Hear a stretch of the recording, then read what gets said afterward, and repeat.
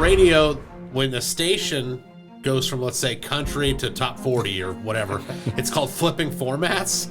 That's what Blumhouse did with M3GAN. It flipped formats. It went horror first with some comedy, and then this time they're showing it as a comedy because that's what you kind of expect from M3GAN, and it's actually an action movie with, I mean, a brush of horror. It's the Untitled Film Project Podcast. We're talking M3GAN 2.0. The killer companion doll is back, deadlier than ever. And as the line between artificial intelligence and human emotions blurs even further, they double down on the satire, scares, and sass that made the original a viral hit. Mrs. Forrester, we have a problem. We're hunting an autonomous android named Amelia. She was built using your design for M3GAN. How's this possible? You deleted it. Apparently you didn't. Nothing in our arsenal can stop her. She's gone rogue, killing anyone who's contributed to her creation. I think I did it again. And you and Katie are next. I know how to stop Amelia. And we also answer the big question. And to go right along with that theme about artificial intelligence, what most excites you about the future of AI, but also what scares you the most about AI in your everyday life? All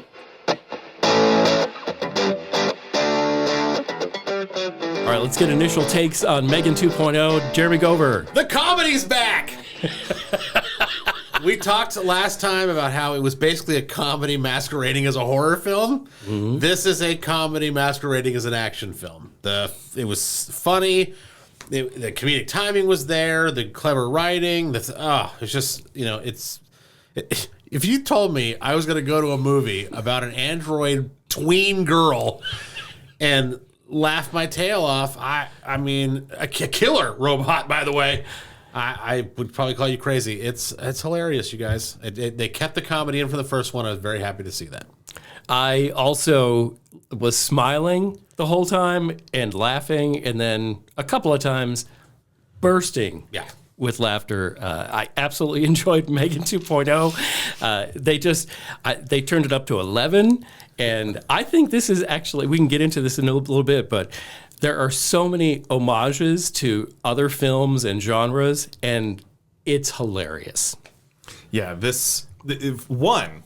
upped the production cost and spend on this. The value. Big time. The production value. Accidentally made money last time. Right. So they invested it back into the product this time. You could see it just in the CGI and in so many ways that they were very aware.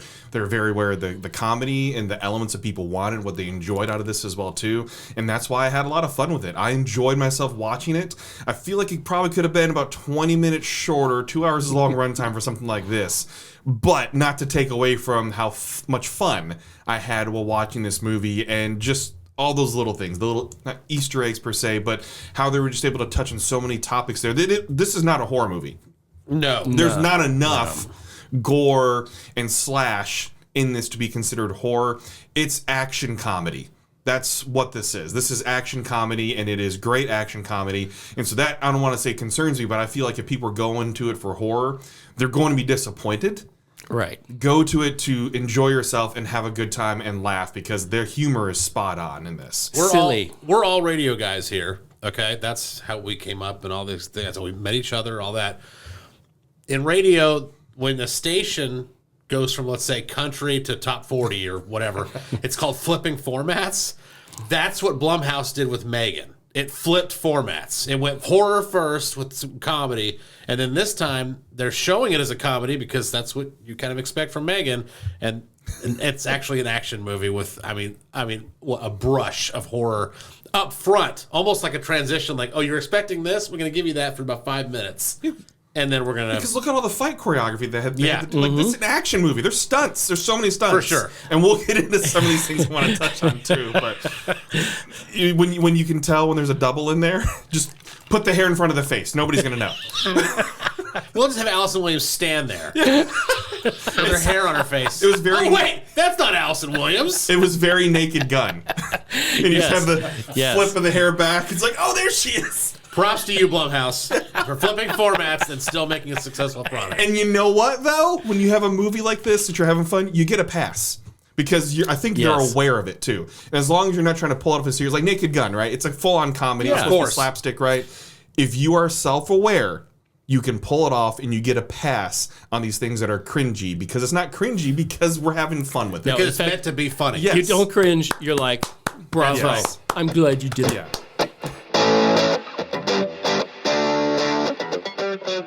This movie winks at you until it slaps you on the back with comedy. There's so many funny things about this movie. To me, as soon as I see Jermaine Clement come on the screen, I start laughing.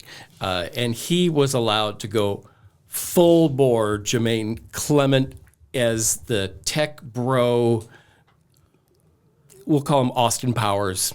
There's so much Austin Powers in his scene, and you could make the fembots comparison, and just that whole like, look at my rotating bed. It was hilarious. I love how he was like, make it stop. It's going like 1 mile an hour. Like, what? Sorry. Random thought. Sorry. It was so great, and the ridiculousness of this movie, and I'm just going to use that word way too much, so I'm going to try to stop. But every time you think they can't get sillier, they do. Whether it be a dance number or, shall I say, the funniest thing in the movie that made the theater erupt. When M3GAN starts singing to lift the spirits of Gemma, the theater erupted. They just went wild. Because they did it right. Yeah. Don't get to Yes. the chorus. Oh, you're going to the chorus. Don't get to the chorus. Yeah. Put fingers in her mouth, like, shh. Like, if she doesn't do those two things, it's not self-aware enough. Right. They leaned in hard, and it was awesome. And it paid off. Man, it was so great. What are some of the things that jump out? Like, what's something that you just like immediately just clicked with you? The Knight Rider theme. That was, yes. I mean, a subtle nod. My son's not going to get it. He's 13. He doesn't remember the Knight Rider, but when that Knight Rider thing is on, I was like, oh man! Like, the older people in the audience were like, woo! We were having a good time. It was a ride, you guys. In my theater, it was like a thrill ride at like a theme park. It was awesome. How about the whole thing? Like, you just got the feeling that Christian was a douche because, Of course. just because of the name things like Christian. Actually, it's Christian. It's like, okie dokie, you're the douchebag here. Anytime they lean in and mock the tech bros that own most of our world, I am all for it. I'm here for it. Keep doing it. This kind of muscle's never been in a fight. It's like, they're nerds. Yeah. Yeah. It was great, like great comedic writing. Like, Yes. from Blumhouse, Yeah. you're not necessarily expecting that. No. At all. I would never say writing is a strength with Blumhouse. Exactly, but especially comedic writing, it takes some pretty good writing to know things are going to hit, right? Because Yes. it's very easy to mess up in movies, Oh, for especially sure. nowadays. Like, we don't see many comedic movies hit the big screen nowadays for this reason. Ride hard. Yeah. So that's why there's plenty of pressure in Naked Gun, right? To Right. get it Oh, right. yes. So, but you just don't see comedic releases because they're like, we'll just send it to streaming and hope it does well. So Right. for them to get the comedic writing down to where audiences are laughing and just eating it up, props to them. Because Oh, yeah. it is difficult to pull off, and especially when you sell it as horror, action, things like that, and you have an artificial intelligence delivering a lot of these comedic moments. Yeah. Major props for pulling it off. Gerard Johnstone, he directed the first one and this one. And, it's hard to make comedy. It's hard to write it. It's hard to perform it. It's hard to direct it. And because this is like really a turn into, because they just swerved into comedy on the first M3GAN. But this one, they go fully into it. And like, it is well done. That, the timing, the editing, setting up jokes, it's a beautiful thing. And it's really funny how it's rotten on Rotten Tomatoes from the critics.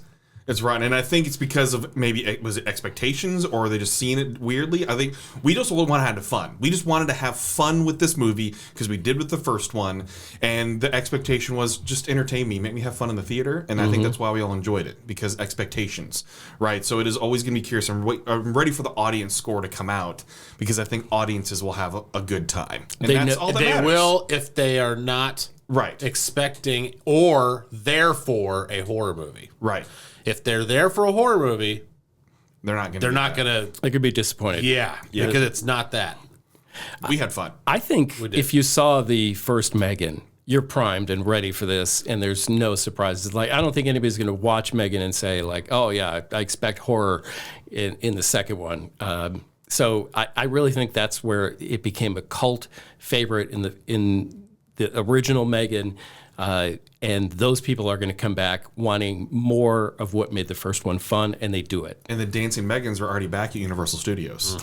And that was a hit last year during Halloween season, is the Dancing M3GANs coming out during Horror Nights. So, like, they have a cult classic on their hands right here that is they could continue on if they want to. Really good to see Ivana Sakno back on screen from Ahsoka. I feel like with her facial structure and those types of things, she could pull off like Terminator as well. Yeah. Being those types of roles where it's straight face, but she's gorgeous as well too. So she can pull off those types of roles, that she also has that killer instinct assassin vibe going for her. Because we saw that in Ahsoka quite well. So who knows, maybe we'll see her in our Bond film, because we have a director now. Oh, yeah. I love this sarcastic tone of Jenna Davis in this movie. The delivery was just phenomenal. It sets the tone. We've got a Chucky, basically. We've got a modern day Chucky with that just snark. And it was good because it was needed, because Gemma, the character Gemma, became whiny in this movie. And she had to be slapped back into reality from M3GAN. Like, M3GAN had to slap her back into, get your together, woman, because Gemma's character became so whiny and all of it. What was me? What am I gonna do? Yeah. Get it together. All right, let's get final scores for M3GAN 2.0. Let's start with Justin Bradford. I had fun. I mean, I laughed a lot. I was entertained. And given the scope of where it is it good movie? Is it good? Is it fun? Absolutely. Like, it is a total fun movie. I think it's something I could totally watch again, which, when we watch so many movies, right, it is difficult to say that now, can we dedicate another 2 hours of our lives to rewatch something? Because I feel like I could pick up more if I watch it again, because there were so many good comedic elements, whether it was from choreography, the lines, writing, so many things. Like, you could tell they upped the value, they upped the production in this to make sure that it reached a different level. Which you can lose some charm doing doing that. Sometimes, but I don't think they did. I don't think it lost much charm, because the comedic delivery was just so much was there. And especially when bringing back a lot of the cast too, in terms of a true sequel, they didn't have to reintroduce new items. They were just able to dive right in. And that's why I didn't feel like there were any rushed parts. It was just overall fun, good time at the movies, which is what you want in the summertime. And again, as we discussed, if you want true horror, this is not true horror. It's nowhere near horror. I mean, they cut out so much that could have been true horror, and they flashed to a different part of the screen. You saw some blood splatter, you saw a spine get ripped, and that was off screen. Everything was off screen. It was all in the first third, too, by the way. And even then, it was very tame for what could have been. Like, there was more slash in the first M3GAN, for sure. Oh, yeah. But if you label this as action comedy, I thought it was a lot of fun. I have to give it a 7. Okay. I definitely was telling everybody I know that enjoys a good laugh that even if they never saw M3GAN, trust me, in a minute you'll catch up and you've got to see this. I mean, they do a great job of bringing people up to speed with, clips from what you did already and just a couple of characters giving the exposition, and then you're off to the races. I too just went into it expecting what I got, but they delivered it really well in an unexpected way. Yes, there are movies that I will probably have given a lower score to that are maybe have more film artistic merit, but it does its job. I'm going to give it a 7 as well. Okay. Go over. 20 minutes shorter would have been nice, 20%, 20% less exposition would have been nice. Because every kind of chapter in the film, like the next thing that they have to go do, there was a lot of, explain to me what this is. And then they're just telling the audience in another character, like for like 10 minutes, like, oh, blah, blah, blah, blah, blah. And if we do this, this will happen. It was like, okay, after the third or fourth time, you're like, okay, this is not an Oscar-winning film. Let's go. Right. Okay. Stop. You don't have to answer questions. Just move. Just roll with it. Yeah, Move exactly, along. The flashbacks to 16 minutes ago. Thought that was very weird. But, right on par for this movie. Knight Rider theme, big win for there. The song was super awkward, but it was awkward for like 15 seconds. And then it was kind of like a Family Guy thing where they kind of just keep going. And you're like, okay, now it's funny. Like that was what the song was like. Funny, annoying, really funny. Allison Williams' face was perfect too. She's like, what the... I know exactly. she played the character or the audience in that scene. It was like, what are you doing? Oh my God, are we doing this? Don't get to the chorus. It was great. There's a nice absence, if you guys noticed, of red blood on splatter to keep the PG-13 rating. Yeah. So later on in the film, especially the last half, if there was like a splatter, it was like a black against the window. Yeah. And there was a. There was another part where she was holding an arm, I think, at some point. Yeah. And the hole in the arm where the blood would be dripping was black. Yeah. It's like a shadow. You're like, that's how they kept the PG-13. But they got their F-bombs in. They did. Right. And a good one. Very good. And a good one. Well placed. Yeah, Well, it's fun. It's hilarious. And I will definitely be watching it again. I'm going 6.0 because it's obviously not great filmmaking by any means whatsoever. And it served its purpose. Can we all give it up, though, that M3GAN was a January movie? So I kind of throw in, like, hey, we'll just put this wherever because we need to get it out, to an upgrade and getting out a summer blockbuster movie. Pre-4th of July weekend. Yeah, pretty awesome. So, hey, Blumhouse has got something here. I'll keep going until they suck. So, 6.0 from me.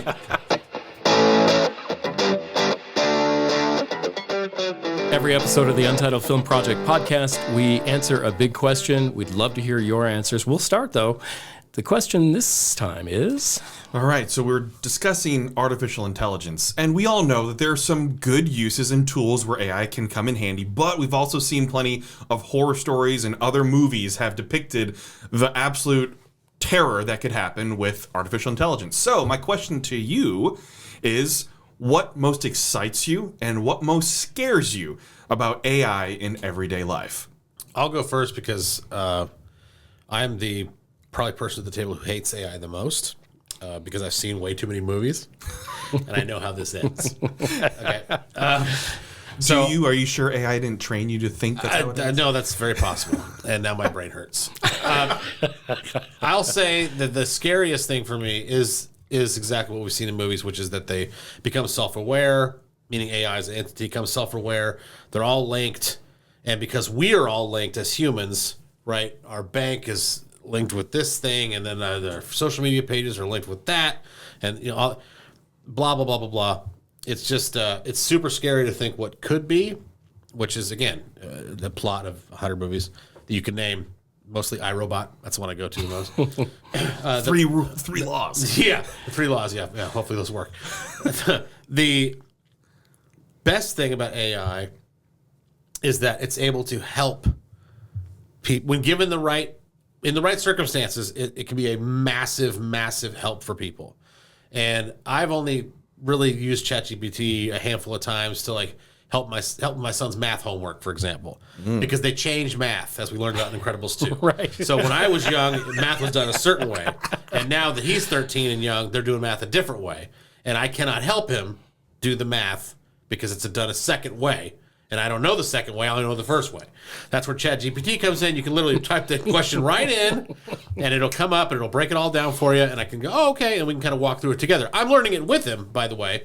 But it's not. That's a nice help. If we didn't have that, I don't know where he'd be in math. So that's probably it. My favorite thing is that when in the right situations for informational purposes, it's really great to be able to use it and have that access and that resource.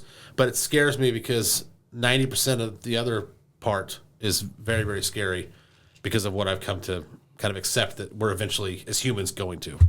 That was Gover's serious face. Yeah, I know. I'm not happy about AI at all.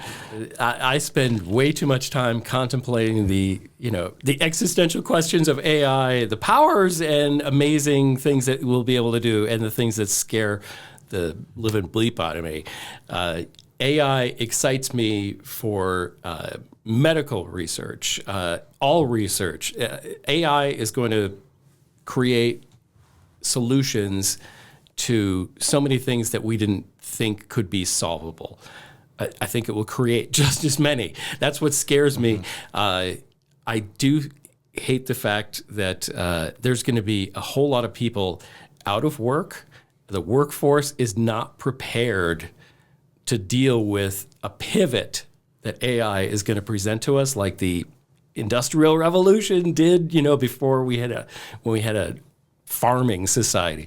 We're just not ready for it, and it's going to happen so fast. But the thing that scares me the most is that AI, or a bad actor with AI, will be able to shape my thoughts and opinions without me knowing about it in the most subtle of ways. And it's not hard to do. I've read too many scenarios that you're going, wow, it almost like it would be easy for AI to manipulate me.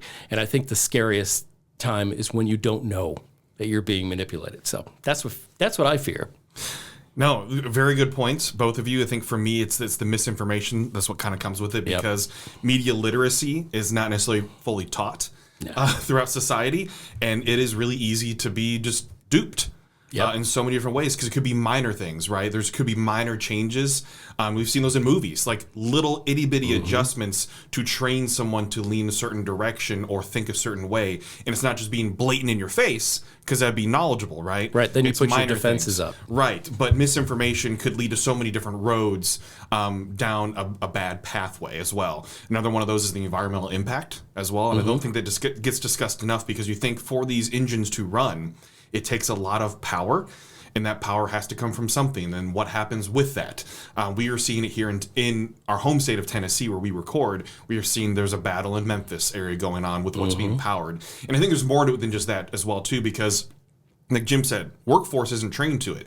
Yeah, there are going to be other jobs that are going to come with AI, because you have to know how to use it properly. And if you know how to use it properly, that becomes a job. Like if you're managing it, and it's being asked in every single space of the workforce, right? But we haven't had enough time to ramp up. And it takes time to ramp up and to train people to go and get their degrees in it, to have years of experience. You saw it with social media, right? Yeah. Marketing jobs changed so much, but it was an evolution I think was slower in time. You still had your people that were doing your yellow pages and things like that. It still existed for a while, and there was time to transition, and it wasn't a moment. Whereas AI is becoming more of that snap. It's accelerating. More of a breakneck speed. Exactly. So that's definitely one of those scary things. But on the flip side, just in terms of everyday life, it's the medical impact. It's how can we save lives even better, to where we reduce the amount of error that could happen during surgeries because you're utilizing AI. There's so many positive things that can come from that as well because of research. It can speed up research because it's able to pull so much more information and process it faster that we can learn. For me, the positives I want to see from AI is it used as a tool and not as a full replacement. That's the big thing for me, is it has to be used as a tool to make productivity, make your lives better, to be more efficient, to be more accurate, all those types of things. But a human element is still going to be important. And it's the same thing with art. Art, okay, AI generated, that's fine, but don't take away the human element of art, whether it's filmmaking, graphic design, music, any of those things. The human element is still going to be important for me, and I know for many of you, but I want to see it used as a proper tool to make our lives better and not as a replacement to make our lives better. Well said. I also think people are going to yearn for the genuine when everything is artificial.